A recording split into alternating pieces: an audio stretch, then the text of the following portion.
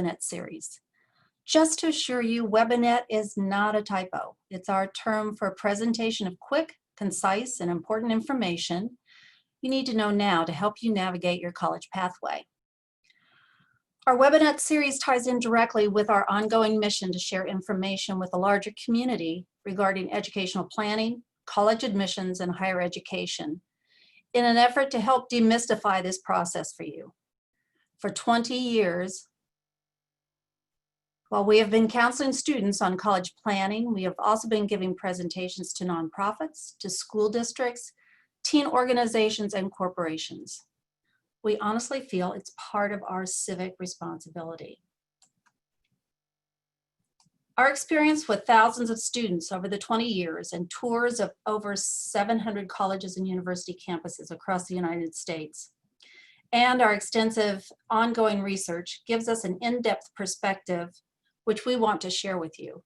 We have a lot of experience and expertise on how to help you plan for and apply to college and have a good time while you're doing it.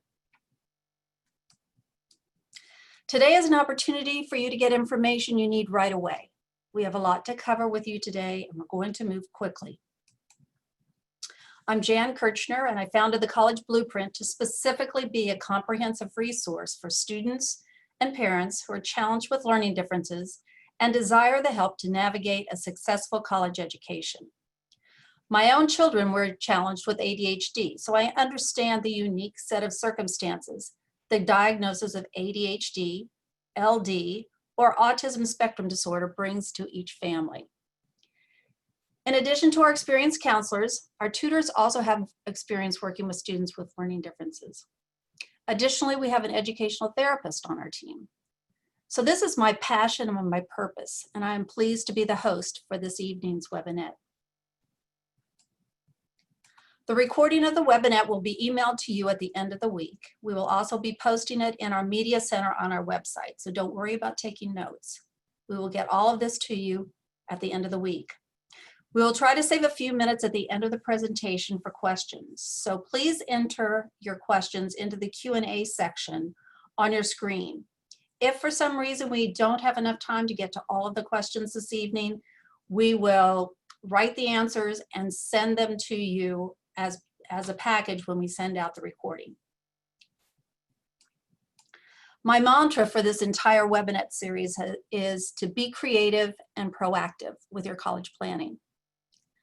With all the changes that are taking place right now, it's requiring a lot of flexibility on our part, flexibility by the colleges and universities, and it's requiring all of us to be creative, to be flexible, and to be proactive.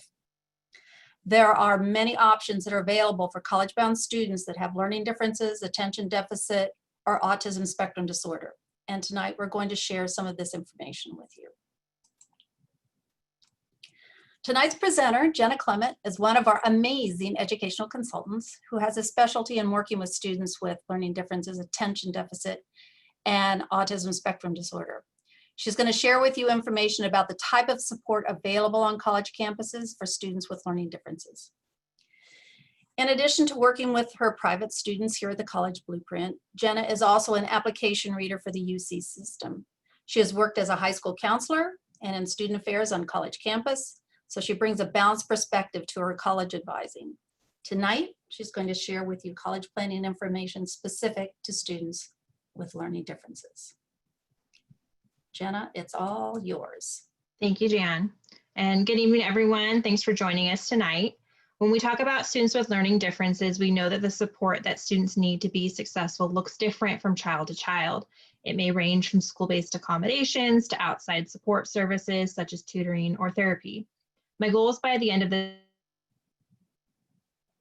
presentation, you have a better understanding of what the difference is between support services at the high school level versus the college level. And if you have a college-bound student with learning differences, you feel confident that you'll be able to search for a college with a support system that will help your student be successful.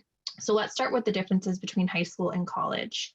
As you can see, there's different applicable laws, and that's the first difference. In high school, they follow the IDEA in Section 504, while in college, they follow ADA in Section 504.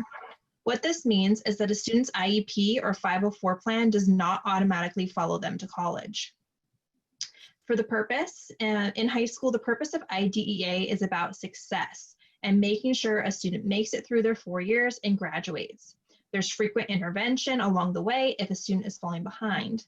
In college, ADA is about access. Students are accommodated based on their disability in order to level the playing field with non-disabled peers, but it is up to the student to reach out for additional support if they are falling behind. The required documentation is different. In high school, the school provides the evaluation at no cost to the student, but in college, the student must be evaluated at their own expense if the documentation from high school is not current. And I'll explain what it means to have current documentation in a further slide. The student's role at the high school level, it's the staff's responsibility to seek out students who they suspect to have a disability and to test them. The burden of making sure written accommodation plans are always being used also falls on the staff. In college, it's up to a student to self-identify as having a disability at the school's designated office. And of course, students can choose not to self-identify if they wish to receive no support at the college level. It also remains an option to identify any disability on a college application. Students do have the right to apply to college without ever mentioning a disability, and then they can later seek services after they have been admitted. If a student would like to receive accommodations of any kind at the college level, it's their responsibility for seeking out the appropriate steps for applying for services. The parent's role is probably the biggest difference and something that most parents aren't always prepared for. At the high school level, parents are heavily involved in advocating for their child so they can get the appropriate support and of course have access to all of the student's educational records. At the college level, this is all done by the student, as FERPA laws prevent parents from having any access to a student's college records unless the student signs a FERPA waiver. It's typically up to the student to apply for services on their own, and most definitely up to the student to advocate for themselves if they need additional support as classes progress.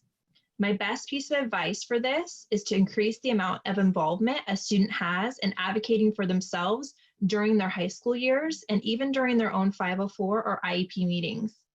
A student that can easily verbalize what their learning difference is and how it affects them will have an easier time with the transition to college. And lastly, with curriculum instruction and accommodations, students may see a difference in the type of support offered. In a high school, a student might have their assignments shortened or altered, their grading could be adjusted, their tests may be modified, they may even take part in modified courses, and they may be given certain accommodations that are not allowed at the college level. In college, students do have access to accommodations based on the documentation they provide, but typically the assignments and curriculum are not modified at all, and students are graded on their work as is. So earlier I mentioned that your evaluation needs to be current, otherwise you'll have to pay for a new evaluation at the college level. I wanted to explain what documentation you need and what it means to be current. The documentation must provide information about a disability, how it limits a student, and their need for accommodations.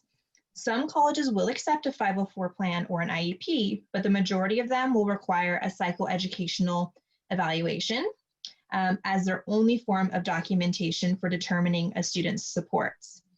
This means it is not necessary for a student to try to have accommodations written into their IEP or 504 plan just in case they need them at college, since that documentation is often not used. The psychoeducational report must be current, but the term current will mean something different to each college. Some will only accept a report that's within 6 months of the start of college, and some will accept a report up to 3 years old. Current documentation is usually determined by the measures that were used to evaluate a student.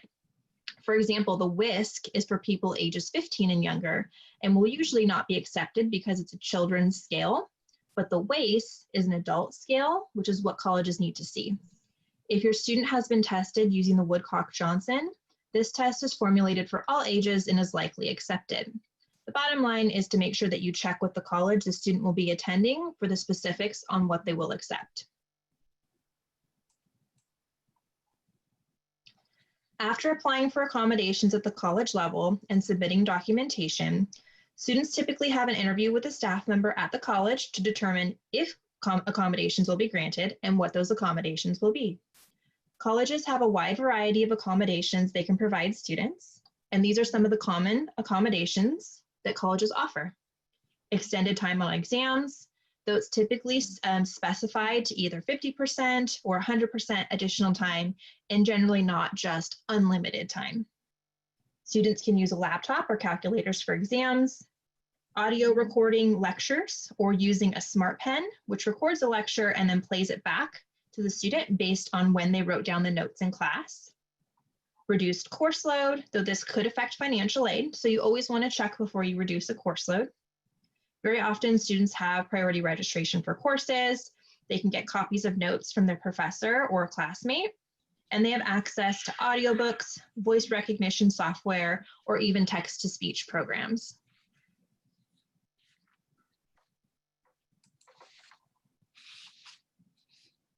Some accommodations which are typical at the high school level are less common at the college level. Knowing this ahead of time could help set realistic expectations for a student. The accommodations which students are less likely to receive include extended time to complete assignments, papers, or projects. This may be granted only for an unexpected event, such as an acute medical condition or a psychological episode. Course waivers or substitutions. I've seen it happen occasionally with like a foreign language course being switched out for foreign history or even like a study abroad instead, but typically we don't see this for courses such as calculus or writing. Lastly, alternative exam formats, such as oral rather than written, is not something we see very often. Beyond accommodations, colleges could offer a whole slew of supports to help students with learning differences. Depending on the amount of support a college offers, they can typically be classified into 3 levels. I'd highly recommend that parents pick up a copy of the book shown here. This is the K&W Guide to Colleges for Students with Learning Differences. And this book breaks down what level of support is offered at over 300 schools. We need to remember that a college kind of falls in a continuum of support. So while a college may be designated as a level 1 school, they may actually have a support system in place that's more reminiscent of like a 1.5. But the best way of finding out what type of support a college offers is by contacting the school directly. This book, though, will help you get started in seeing the differences in college support programs. So let's talk about what those 3 levels look like. A level 1 support school will be the least comprehensive. They're going to comply with all laws. They're going to offer students reasonable accommodations if they qualify. A level 1 school is appropriate for students who require minimum accommodations in high school, but they find comfort in knowing there's services available if they need them, and someone who's sensitive to learning disabilities is available to help them. A level 2 school offers a bit more than a level 1 school. Students typically have access to learning specialists that can help students develop strategies to meet their individual needs. The learning specialists can direct students to different supports offered on campus, though those supports are typically offered or available for all students, not just students with learning differences. These supports could include workshops on study skills or even remedial classes. A level 2 school is for a student who may have taken modified or remedial courses in high school. They utilized test accommodations or required tutoring, but typically only requested these services as they needed them. A level 3 school offers the most support and is often in the form of a structured program, which houses all of the services a student might need. Students work with a learning specialist to create a very specific plan to meet their learning style and needs, and can access these learning specialists frequently throughout the year to check in, receive guidance, and make adjustments to their plan or services needed. There's usually a separate fee to participate in these programs, and students could participate in them their entire college career or just at the beginning until they feel more comfortable with their transition to college. A level 3 school is for a student who participated in a structured program in high school, such as a learning disability resource program, if they had modified coursework, access to tutors, had academic monitoring, note takers, test accommodations, or skill classes.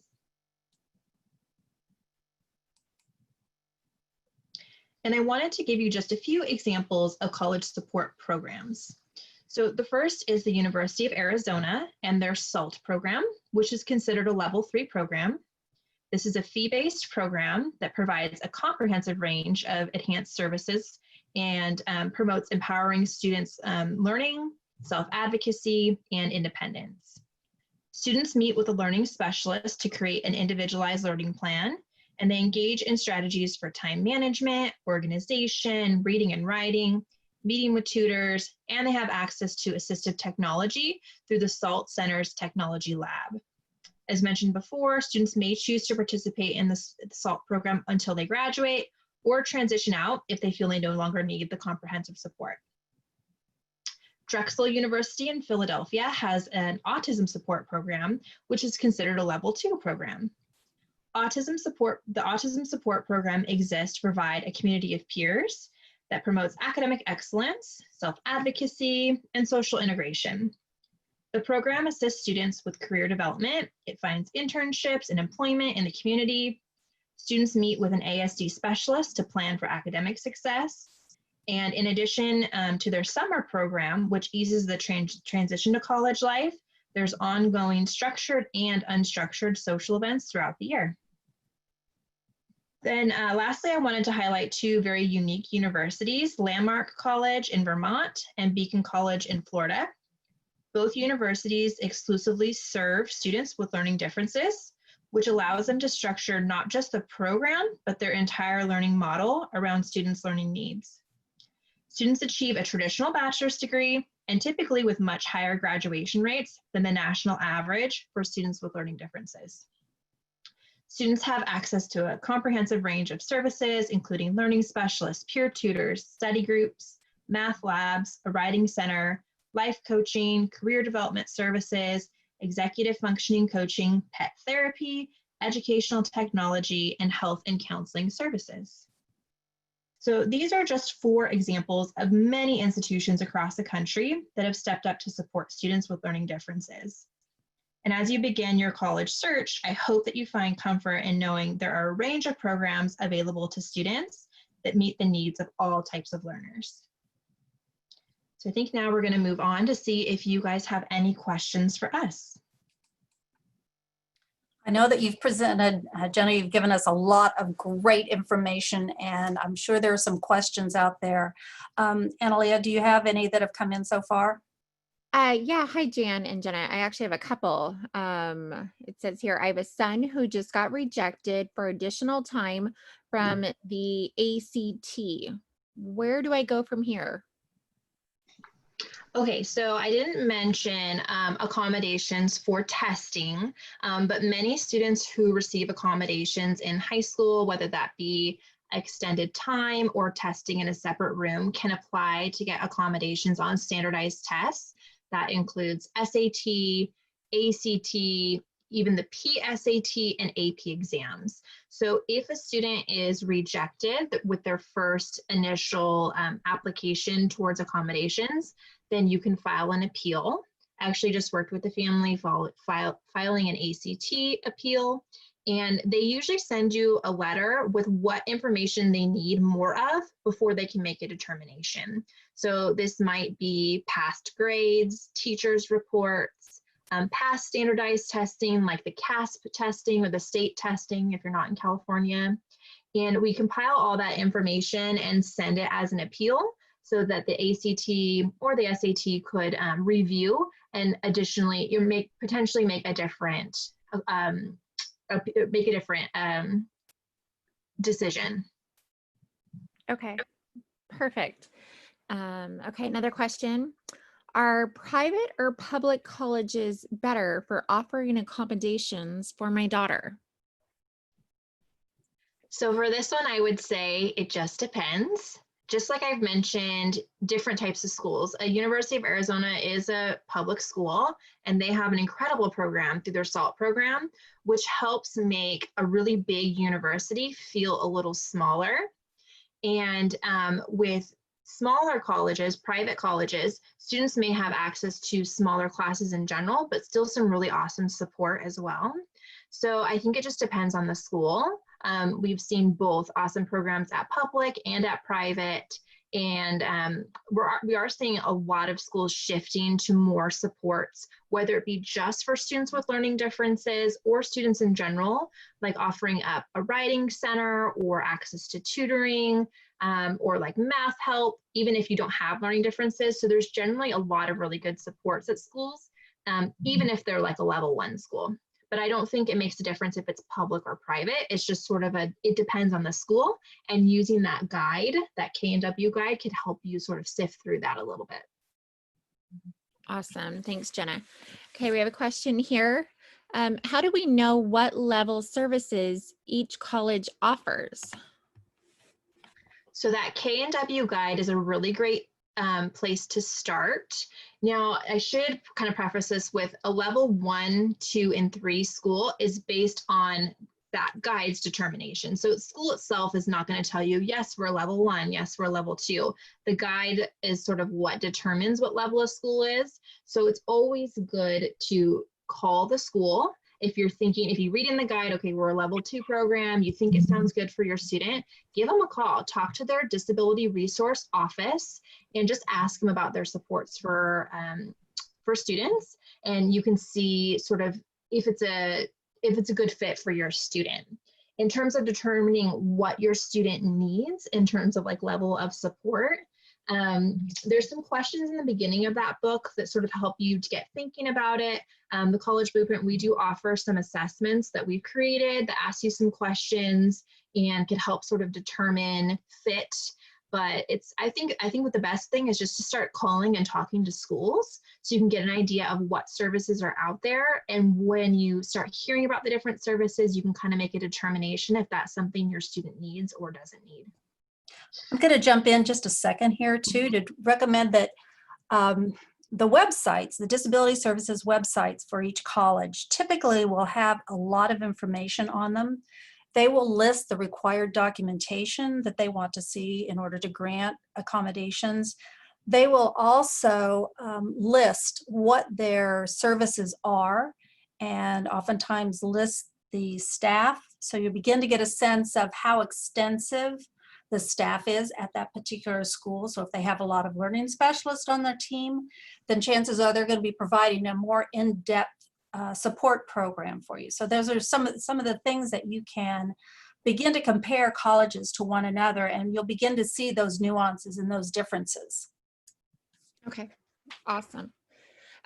Is another question that came in kind of along the same lines. Are community colleges a good option for students who need level 2 or 3 support? So community colleges are typically level 1 support. Again, you can check with the school to see if they offer anything above just approving accommodations. But community college can be a good option for students that might not be ready socially, they might not be ready to move out of the house. Whether that's a product of their learning difference or not, community college could be a good option for transitioning.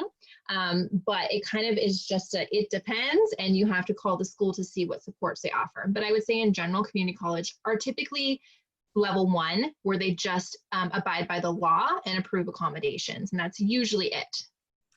Okay. I think that in those cases of community college, the student is really expected to navigate all of this on their own.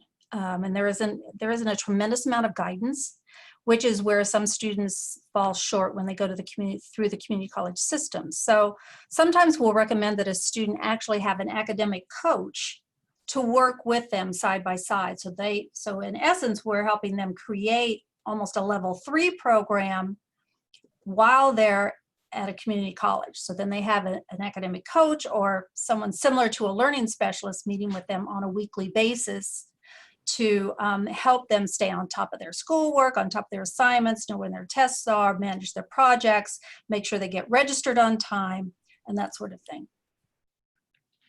Perfect. Okay, we have another question here. If my daughter stresses out from taking the ACT/SAT,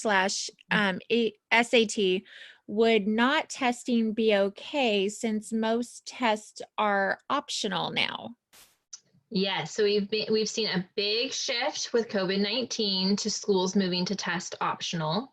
I would say use that as your way of relieving stress. If you take the SAT, if you take the ACT and you don't do well, we have the test optional option to fall back on.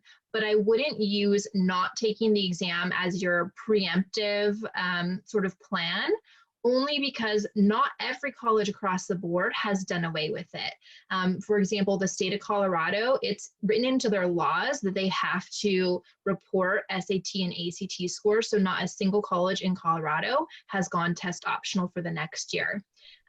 There's other things that SAT and ACT can be used for, such as your math class placement, your English class placement. So I would still recommend you take it, but you can let your students know, okay, this is a stress-free exam. You're going to take it. If you don't do well, then we will find schools that are test optional and we'll apply that way. And then also, just so that you know, test optional doesn't always mean you can just click yes or no, I'm submitting an exam. Some test optional schools will say, if you're not submitting an exam, we need you to submit these documents instead. And it might be, for example, like an English essay or a math test or a project you did in history. So test optional doesn't always mean nothing at all. It could mean an alternative. I'll also jump in here as well. With the ACT now offering the ability for students to take specific sections of the test individually, that creates a great opportunity for students that have learning differences.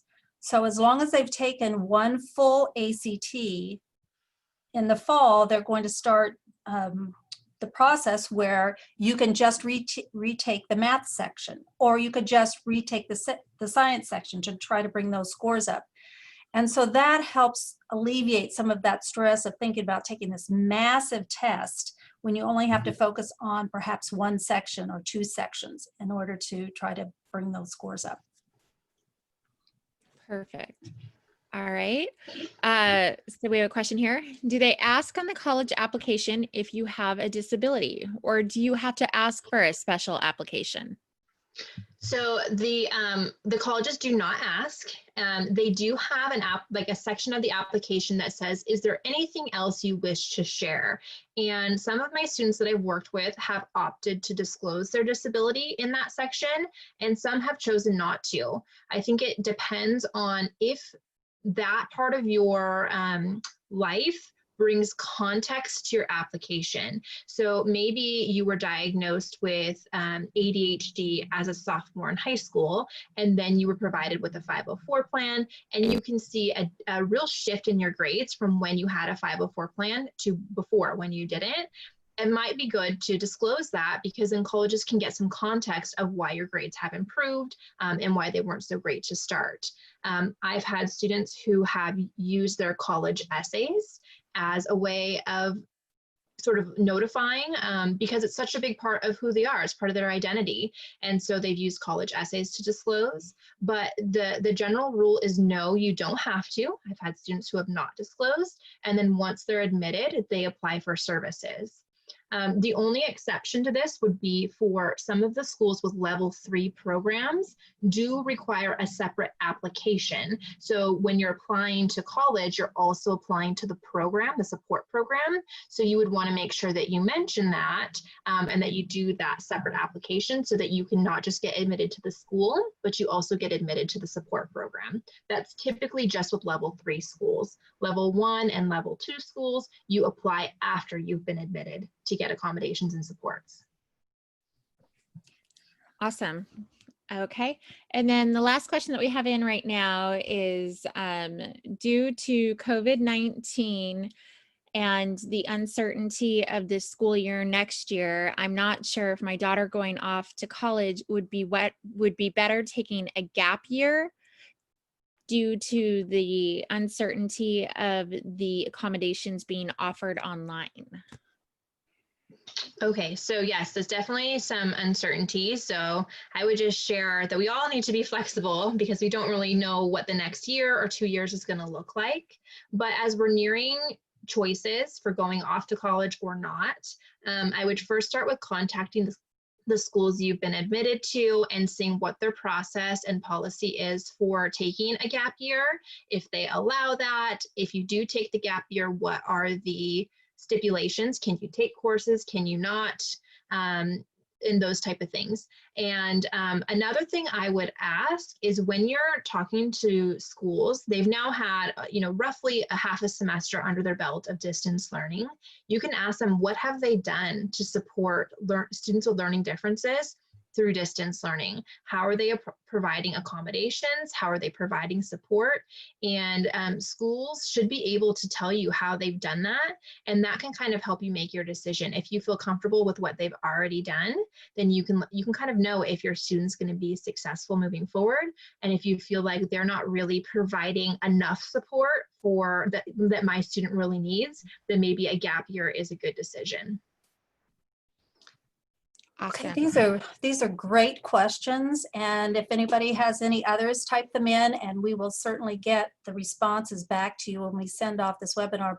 Webinette, but I want to be respectful of your time. We told you we would keep these to 25 to 30 minutes maximum, and I know you are all very busy, have a lot going on, are probably tired of being in front of your computer screens. So at this point, I'm going to wrap it up for this evening. I just want to say this is a difficult situation, and it is for the colleges too. So remember that the colleges need students, and they want to find a reason to admit you. It's not the other way around. They're looking for a way to reject you. They're looking for a way to admit you. So think very positively about this. As difficult as the pandemic has been, it may actually open some doors for students down the road here, because colleges are going to be, in general, are going to be accepting more students onto their campuses. So please keep in mind that we want you to move forward in your college planning and make sure you find colleges where you think you're going to thrive and be wildly successful. And the entire College Blueprint team is here to help and support you. We're readily available by phone calls and Zoom. So if you have any questions, or if we can be of any help to you, please give us a call. We check our messages frequently, and we will get right back to you. So thank you for joining us this evening, and we hope to see you again next week. Have a good evening. Good night.